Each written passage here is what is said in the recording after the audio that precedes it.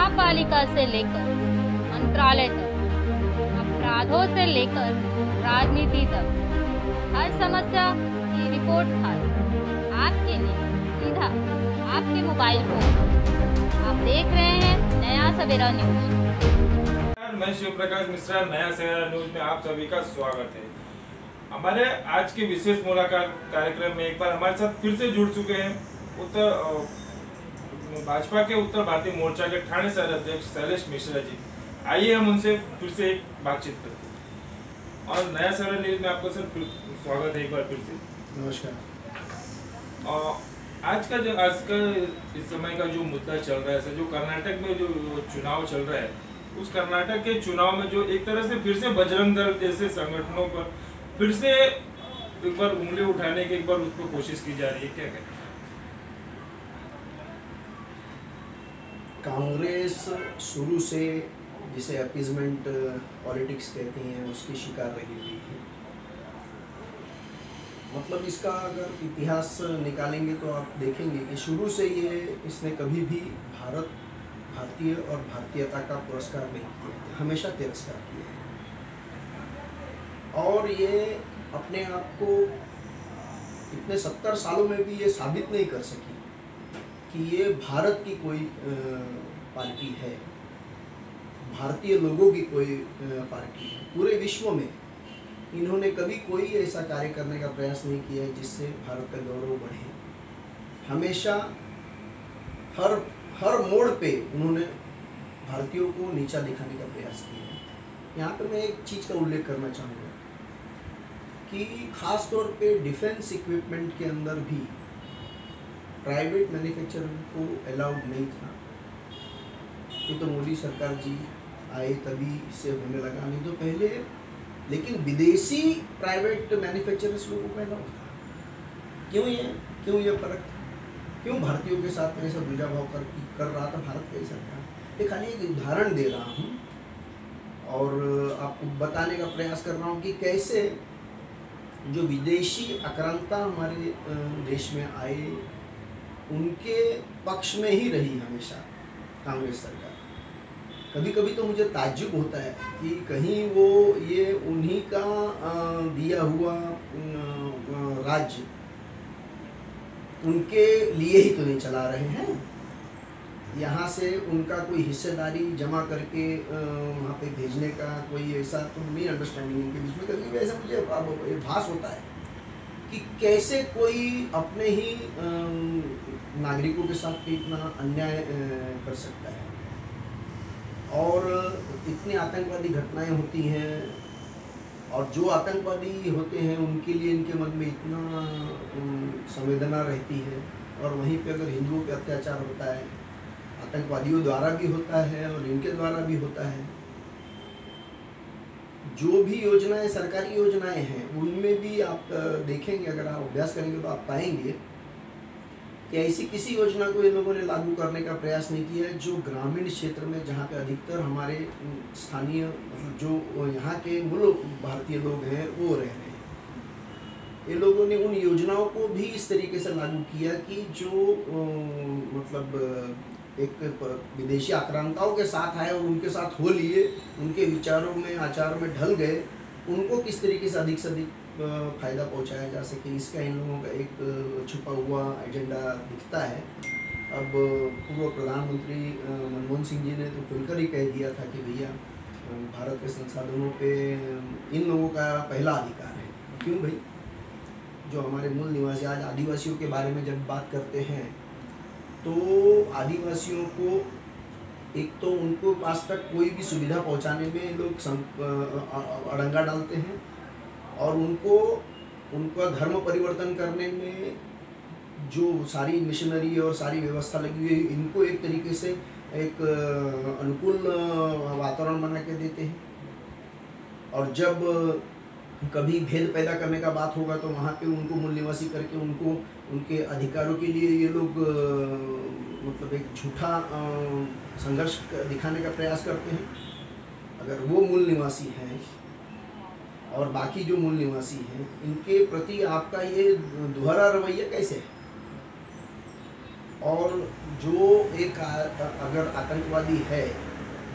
आतंकवादी संगठन है और वो देश में गजवाए हिंद करने का अपना उनका एजेंडा दिख रहा है, उसको अगर सरकार उसके ऊपर रोक लगा रही है तो ये कहाँ तक सही है कि भैया अगर वहाँ पे रोक लगाया तो यहाँ पे भी किसी ऐसी राष्ट्रवादी संगठन जो यहाँ के मूल विचारधारा, मूल मूल्यों को, देवी देवताओं को, यहाँ के जो स्थानीय जो भारतीय लोग हैं उनकी रक्षा के लिए, माँ बहन की रक्षा के लिए अगर कोई संगठन अगर काम कर रहा है तो सिर्फ इसलिए कि वहाँ पे किसी संगठन को ऊपर रोक लगा दिया गया इसलिए यहाँ पे किसी संगठन को रोक लगाना जरूरी है। तो ये लोग भटक चुके हैं। 70 साल तक ये लोगों ने यहाँ के जो भारतीय लोगों को गुमराह करने में कामयाब रहे। अब ये व्हाट्सएप की या सोशल मीडिया की या न्यूज़ की ऐसी कोई व्यवस्था नहीं थी। ये लोगों ने बड़े से बड़े कांड किए हैं और मतलब उसके ऊपर तो बहुत कुछ कहा जा चुका है, लिखा जा चुका है, लेकिन बार बार इसको रिपीट करना इसलिए ज़रूरी है क्योंकि लोगों के स्मरण में हमेशा रहे कि ये पार्टी जो बजरंग दल जैसे राष्ट्रवादी संगठन के ऊपर अगर रोक लगाने का अपने घोषणा पत्र में जाहिर कर रही है तो ऐसे लोगों के साथ में भारत का कल्याण कभी नहीं हो सकता है। अगर भारत का अगर उत्थान और उसका कल्याण उसको विश्व गुरु की दिशा में अगर लेके जाना है तो जिस तरीके से खेत में पेस्टिसाइड, इंसेक्टिसाइड डाल के कीड़े मकोड़ों को वहाँ पे खेती को नुकसान पहुँचाने वाले जंतुओं को ख़त्म किया जाता है, बस वही प्रक्रिया यहाँ पे करना जरूरी लगता है। अभी जैसे कि कांग्रेस के जो अध्यक्ष राहुल गांधी जी एक तरफ वो भारत जोड़ो की यात्रा कर चुके हैं, भारत जोड़ने का काम करने का कहते हैं कि भारत एक तरफ से हम जोड़ रहे हैं और दूसरी तरफ वहीं उनके जो हिंदू विरोधी वक्तव्य को लेकर जिस तरह से पार्टी हमेशा विवादों में रहती है, क्या कहते हैं? उन्होंने कभी भी भारत जोड़ने का प्रयास नहीं किया। नॉर्थ ईस्ट के साथ में उन लोगों ने कैसा व्यवहार किया कि वहाँ तक कोई भी सुविधा, कोई भी विकास का कार्य उन्होंने कभी पहुँचाने का प्रयास नहीं किया। वो अपने पार्टी को जोड़ के रखें, उतना भी अगर कर लेंगे तो समझ लीजिए बहुत बड़ी बात होती है। और जो अभी खैर वो बहुत बड़े फर्स्ट परिवार के इंडिया के एक लौते वारिस बोले तो भी अलग नहीं होगा, लेकिन उनमें वो पात्रता नहीं है कि, और न तो उनकी विचारधारा ऐसी है, उनकी विचारधारा ही कुंठित है, इसीलिए उनसे तो कोई उम्मीद करना सही नहीं। सर जब भी कोई चुनाव आता है तो हर चीज़ में कहीं ना कहीं सनातन धर्म और हिंदुओं के ही मुद्दे को ऊपर हमेशा आघात क्यों किया जाता है? बस मतलब जो तुष्टिकरण की राजनीति जो उनका एकमेव एजेंडा बचा है अभी उनके साथ में कि यहाँ पे माइनॉरिटी लोगों को खुश करने के लिए जो मेजॉरिटी लोग हैं उनके ऊपर किस तरीके से आघात किया जा सकता है, उनको कैसे नुकसान पहुँचाया जा सकता है, उनको विकास को कैसे रोका जा सकता है, उनके पास सुविधा कैसे न पहुँचे, इसके लिए लोगों का निरंतर प्रयास रहता है। उनकी संगठनों को, उनकी संस्थाओं को, उनके आपको विश्वास होगा आज की तारीख में एक उदाहरण के तौर पे बोलता हूँ, अगर 3 आदमी अगर स्कूल चालू करते हैं हिंदू, मुस्लिम और तो हिंदुओं को अगर स्कूल चालू करना है तो उसके अंदर कम से कम 25% लोगों को, गरीब लोगों को मुफ्त में शिक्षा देने के लिए बाध्यता है। आप स्कूल नहीं चला सकते, ब्रेक इवन नहीं कर सकते। और वहीं अगर कोई माइनॉरिटी संस्था है तो उनको हर सारी सुविधाएं, मंदिरों के अंदर जो भी दान जमा होता है उसके ऊपर सरकार, केंद्र सरकार, ये लोगों ने ऐसी व्यवस्था बनाई थी कि सारा कोई धन केंद्र सरकार लेके जाएगी और उसका उपयोग ऐसे आतंकवादी विचारधारा के लोगों के लिए इस्तेमाल किया जाएगा। और वहाँ पे वो लोग जो धन उगाही करते हैं और जमा करते हैं उसके ऊपर कोई रोक टोक नहीं है। तो हर तरीके से इनकी पॉलिसी बनाने का शुरू से ऐसा रहा हुआ है कि हिंदू विरोधी रहेगी और इसकी शुरुआत इसकी बुनियाद से ही है। मतलब कांग्रेस पार्टी की बुनियाद ही, उसकी शुरुआत ही किसी विदेशी ने की हुई है। और इनकी विचारधारा में आप देखेंगे कि हमेशा से विदेशी व्यक्ति, विदेशी विचारधारा, विदेशी सामान को ये प्राथमिकता देते हैं और भारत का कोई भी चीज़ कितना भी अच्छे से अच्छा चीज़ होगा तो उसको ये लोग सम्मान नहीं देते। कल उद्धव ठाकरे जी की सभा हुई, वहाँ पर उन्होंने कहा कि उद्धव ठाकरे जी ने कहा कि हमारे ऊपर हमेशा ऐसा आरोप लगाया जाता है कि हमने हिंदुत्व को छोड़ा और वो कहते हैं कि जैसे कि संघ प्रमुख और भी बीजेपी के लोग हैं, जब वो लोग किसी मस्जिद में या किसी चीज़ में जाते हैं तो क्या वो एक हिंदू विरोधी या फिर वो एक हिंदुत्व के मुद्दे पर नहीं होता चीज़? देखो, मस्जिद में जाना वो भी हमारे देश के ही नागरिक हैं।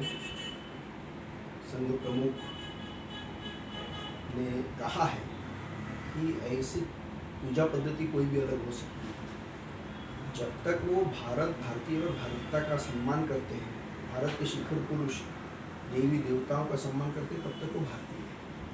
उनके मस्जिद में जाने से कोई हिंदू विरोधी नहीं हो जाता है।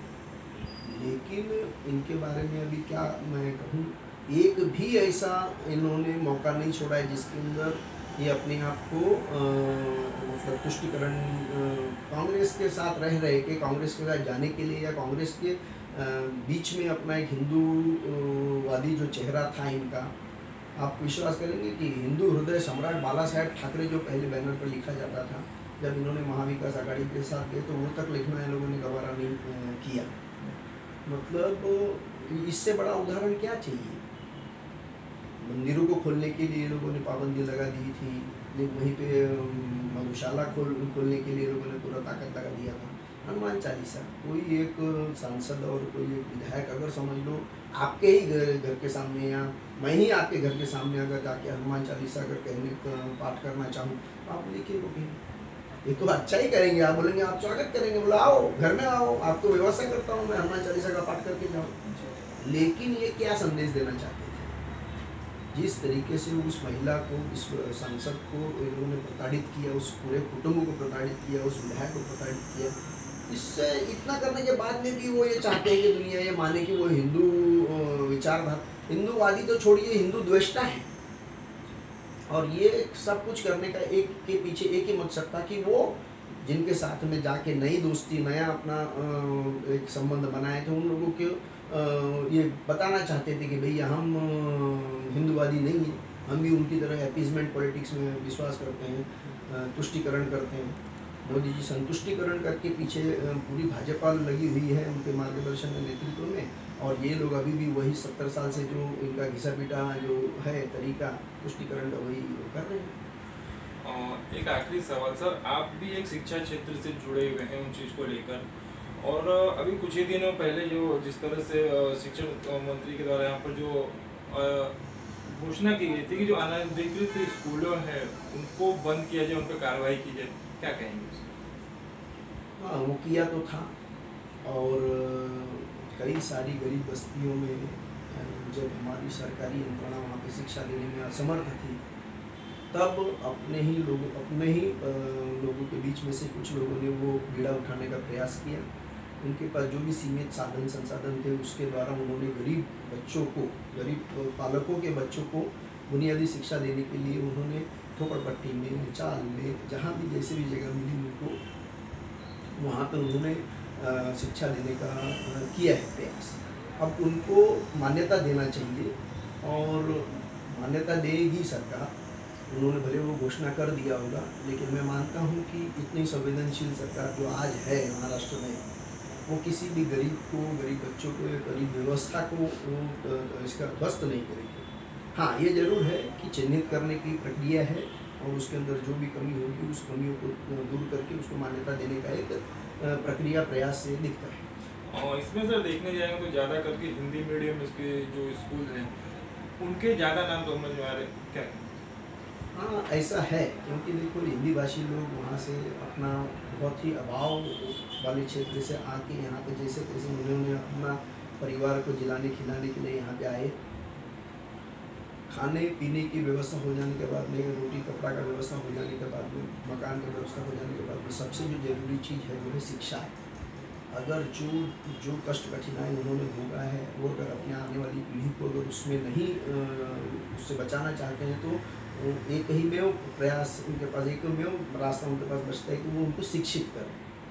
और ये पूरे समाज का, पूरे जो एक डायस्पोरा, पूरा जो एक यहाँ पे परप्रांतीय लोग यहाँ पे आके बसे, जिनके पास इतनी ज़्यादा न तो उनकी मालकी की ज़मीन थी, न तो कोई ऐसी व्यवस्था थी, तो उन्होंने जैसे तैसे अभाव में उस बुनियादी चीज़ को अपने समाज में पहुँचाने के लिए जो भी उनके पास मिला उसको एक संगठित प्रयास के रूप में उन्होंने किया। और इसीलिए हिंदी भाषी स्कूल में थोड़ा ये आपको मान्यता वाली बात, थोड़ा अमान्यता वाली बात थोड़ी ज़्यादा दिखेगी, और लेकिन उनके किए हुए बड़े कार्य को हम नज़रअंदाज नहीं कर सकते। तो मैं सरकार की तरफ मेरा निवेदन भी रहेगा, प्रार्थना भी रहेगा कि इन सारी योजनाओं को वो ध्यान दे के इन सारी छोटे छोटे स्कूलों को इनके रेगुलराइज करने का, मान्यता देने का प्रयास करें। सर, जैसा कि अभी कर्नाटक में कहा है कि अगर हमारी सरकार आती है तो हम बजरंग दल जैसे संगठनों पर हम बैन कर देंगे। क्या उसको लेकर कहीं न कहीं अगर बजरंग दल को कोई ऐसा कदम उठाने वाले भाजपा की तरफ से कोई चीज़ को लेकर? देखो, आपको मैं याद दिलाना चाहूँगा, बाबरी मस्जिद ध्वंस होने के बाद में लोगों ने बजरंग दल के ऊपर और संघ परिवार के ऊपर ये लोगों ने रोक लगाया था, लेकिन 90 दिन में मेरे ख्याल से 3 महीने के अंदर जो भी उनको सबूत या जो भी उनको पुरावा देना चाहिए वहाँ पे कोर्ट में, वो नहीं दे पाए। तो खाली एलिगेशन लगाना और खाली तुष्टिकरण के लिए किसी एक मतलब आतंकवादी संगठन को बैन किया गया, इसीलिए आप किसी राष्ट्रवादी संगठन को बैन करने का प्रयास करेंगे तो ये संभव नहीं है, ये टिक नहीं पाएगा। हाँ, अभी उनको माइनॉरिटी वालों को, माइनॉरिटी मतदाताओं को गुमराह करने के लिए वो एक अपना चाल चलने में कामयाब हो गए हैं, लेकिन भारतीय जनता पार्टी यशस्वी प्रधानमंत्री मोदी जी के नेतृत्व में सक्षम है कि उनकी इस षड्यंत्र को बहुत अच्छी तरह से उसका खुलासा करके आम जनता के बीच में एक सही संदेश देने में यशस्वी है। बातचीत करने के लिए धन्यवाद। और भी मुद्दों के लिए फिर से जुड़ेंगे। और भी खबरों के लिए बने रहिए नया सवेरा न्यूज़ के साथ। चैनल को लाइक करें, सब्सक्राइब करें।